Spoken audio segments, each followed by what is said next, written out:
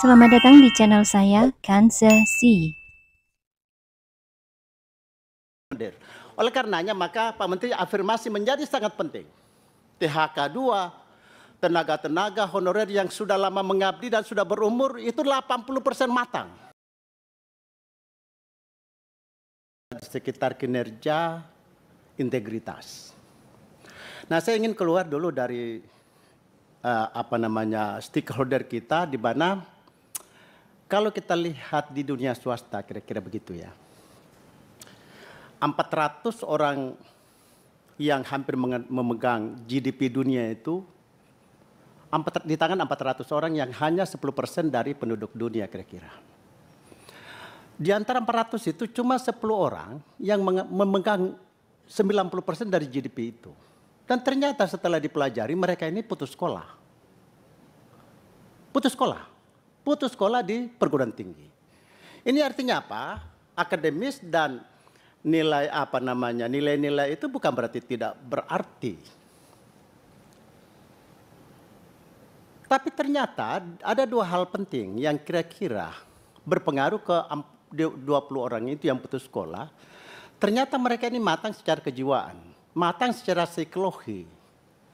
Saya ragu di kita mengatur PP-nya ini terjebak di seputar akademis, di seputar yang bicara tentang kompetensi toh. Sementara kalau kita lihat nilai kompetensi, nilai akademis, menurut Tony Robbins cuma 20% dari keberhasilan seseorang.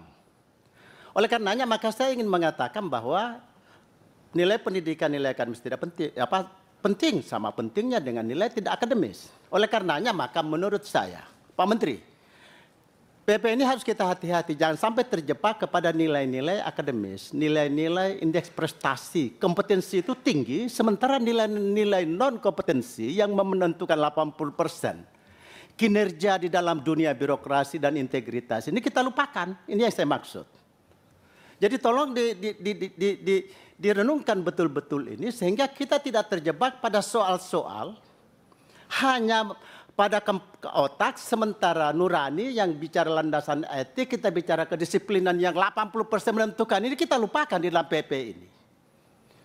Saya kira ini penting sekali, jangan sampai ya menjadi lucu. Negara ditangani oleh kementerian dengan berbagai aspeknya kok. Kalau kita bicara kinerja, kenapa lembaga swasta yang lebih hebat dengan kinerjanya, sementara mereka ini aturan main dan PP-nya tidak diurusin menteri malah.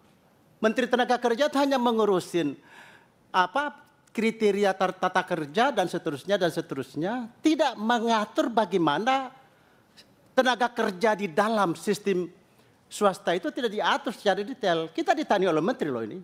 Oleh karenanya maka ada 3 hal penting yang tertarik Pak Menteri saya berkaitan dengan agenda transformasi dalam Undang-Undang ASN ini. Pertama saya masuk dulu di tenaga honorer. ASN ini.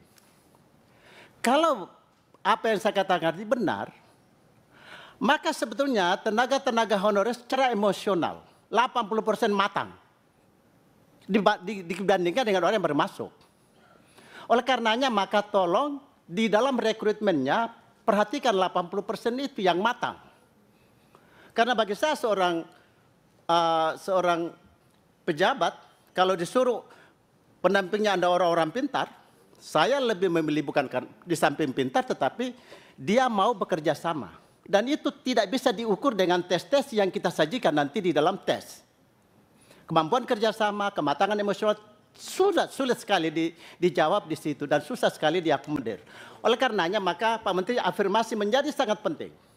THK 2, tenaga-tenaga honorer yang sudah lama mengabdi dan sudah berumur itu 80% matang. Dan saya hampir pastikan mereka itu mampu melakukan pekerjaan-pekerjaan di kantornya masing-masing. Ketimbang kita ukur kompetensi otaknya saja. Yang kedua, Pak Menteri masih ada PHK massal nih. Saya tadi baru saja dapat dari Anton. Ketua TKH 2 di Kalimantannya Ibu Aida itu, Kalimantan Tengah. Di Kalimantan itu masih 1029 orang PHK massal.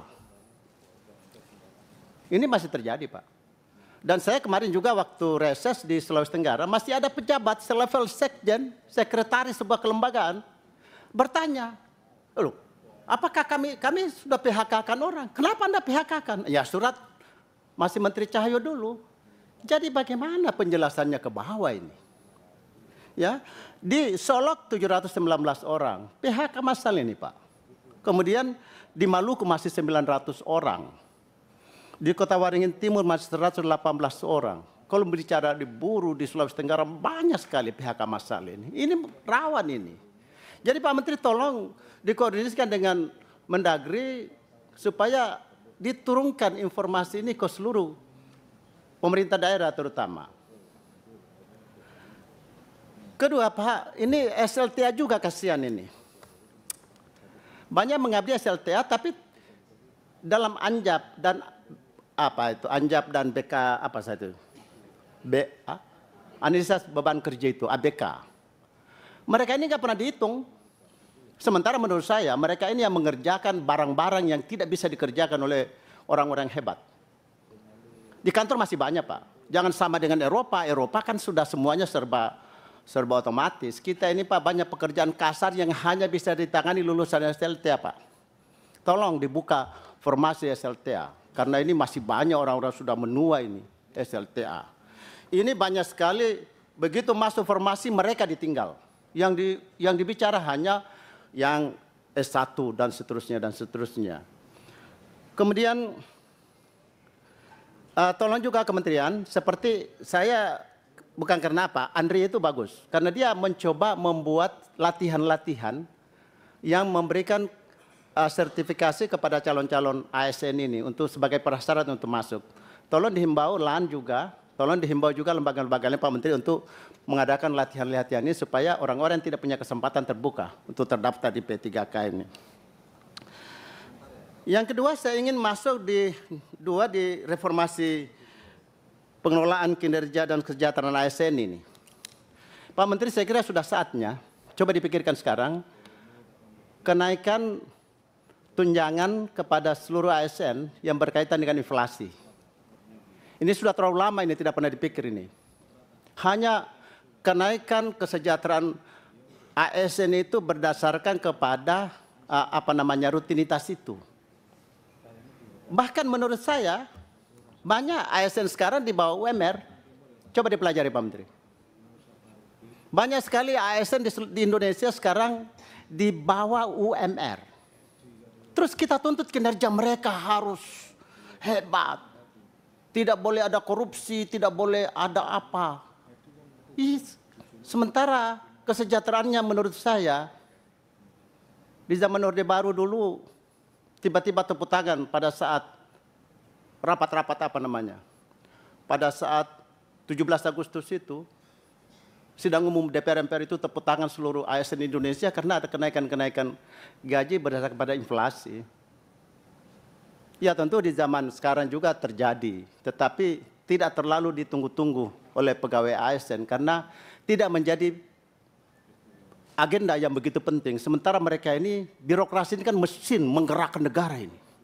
Kalau mereka tidak punya pendapatan yang memadai menurut saya, kita juga tidak adil menekan mereka untuk bekerja keras sementara kesehatan mereka kita tidak perhatikan. Yang terakhir, saya mau masuk di penguatan di reformasi berkaitan dengan penguatan budaya kerja ini. Saya kira kembali di sini, Pak Menteri, saya pun tidak tahu apakah di PP yang berkaitan dengan Perpres itu perlukah ada lembaga khusus di Kementerian Pan-RB atau di BKN atau di LAN ini atau Kementerian Pan-RB. Coba ada satu bidang khusus mungkin atau dirjen khusus yang menangani tentang bagaimana kinerja berkaitan dengan landasan etis dan moral yang di luar kompetensi itu. Bagaimana menilai karyawan itu bukan apanya saja, bukan laporannya, tetapi lebih dilihat kepada bagaimana kinerja dia berkaitan dengan non-kompetensi. Karena kita terlalu kayak mesin saja, melihat kompetensi saja. Kompetensi saja, otaknya saja, tapi hatinya, kedisiplinnya tidak dilihat menjadi sebuah ukuran penting. Sebagaimana 80%. Kau sukseskan bangsa ini bukan di otak, tapi lebih di hati. Di sanalah landasan etis dan moral yang harus dibangun sedemikian rupa, karena di situ berkaitan dengan kedisiplinan, visi misi, kemudian komitmen aparat sipil negara itu sangat tergantung kepada dunia hatinya, dunia dalamnya. It is not brain. Tapi bagaimana otak dan hati menyatu lalu tindakan pegawai negeri itu bekerja. Ini yang lama dalam reformasi birokrasi kita. Lebih kepada otak terus, laporan otak. Bayangkan sekarang ini, laporan otak.